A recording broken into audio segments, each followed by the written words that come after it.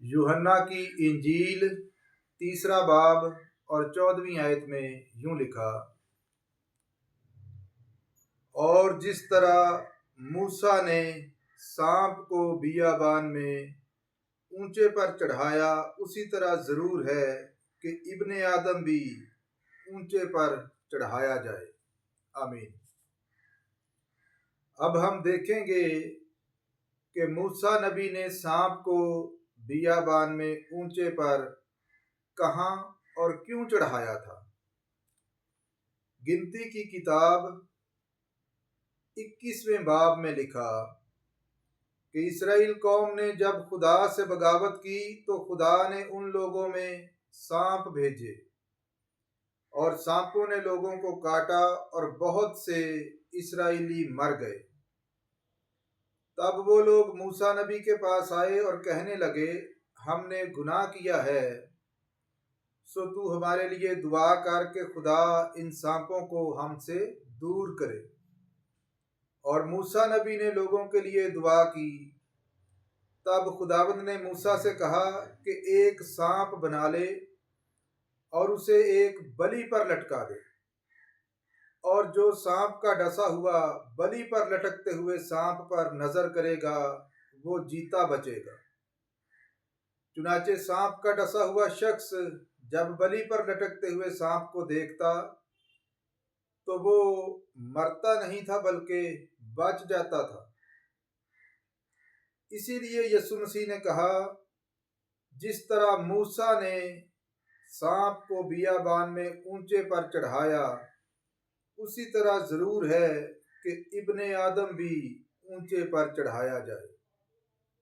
इसका मतलब है कि गुनाह का डसा हुआ शख्स यीशु मसीह पर निगाह करने से मरेगा नहीं बल्कि बच जाएगा। और पुराने अहदनामे में जितनी भी कुर्बानियाँ थीं वो यीशु मसीह की कुर्बानी की मिसाल थी। और यसाया नबी यीशु मसीह के मसलूब होने की पेशगोई करता है। यसाया की किताब 53 बाब में, वो आदमियों में हकीरो मरदूद, मर्दे गमनाक और रंज का आशना था। लोग उससे गोया रूपोश थे। उसकी तहकीर की गई और हमने उसकी कुछ कदर ना जानी, तो भी उसने हमारी मुशक्कतें उठा ली और हमारे गमों को बर्दाश्त किया, पर हमने उसे खुदा का मारा कूटा और सताया हुआ समझा। हालांकि वो हमारी खताओं के सबब से घायल किया गया, वो सताया गया तो भी उसने बर्दाश्त की और मुंह ना खोला। जिस तरह बर्रा जिसे ज़बा करने को ले जाते हैं और जिस तरह भेड़ अपने बाल कुतरने वालों के सामने बेजुबान है, उसी तरह वो खामोश रहा। वो जुल्म करके और फतवा लगाकर उसे ले गए, पर उसके ज़माने के लोगों में से किसने ख्याल किया कि वो जिंदों की ज़मीन से काट डाला गया। मेरे लोगों की खताओं के सबब से उस पर मार पड़ी और उसकी कब्र भी शरीरों के दरमियान ठहराई गई। उसकी कब्र भी शरीरों के दरमियान ठहराई गई। और यीशु मसीह ने कहा, जैसे यूना 3 रात दिन मछली के पेट में रहा, वैसे ही इब्ने आदम 3 रात दिन जमीन के अंदर रहेगा। फिर मसीह ने यह भी कहा, इस मकदस को ढा दो तो मैं उसे 3 दिन में खड़ा कर दूंगा। और ज़बूर की किताब में ये पेशगोई की गई कि उसकी कोई हड्डी तोड़ी नहीं जाएगी।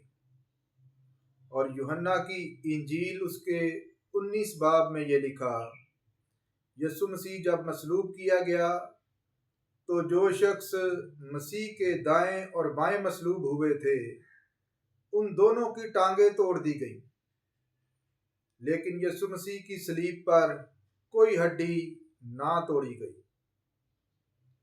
और हर साल ईद पर लोगों के कहने पर एक कैदी को रहा किया जाता था।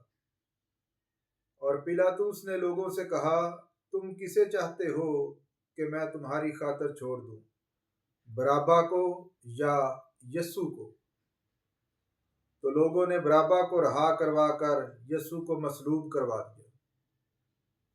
یسوع مسیح نے کتاب مقدس کے مطابق تمام دنیا کے گناہوں کی خاطر صلیب پر جان دی اور دفن ہوا اور تیسرے دن جی اٹھا اور زندہ ہونے کے بعد 40 دن تک زمین پر رہا اور شاگردوں کو نظر آتا اور خدا کی بادشاہی کی تعلیم دیتا رہا اور 40 دن کے بعد آسمان پر اٹھا لیا گیا۔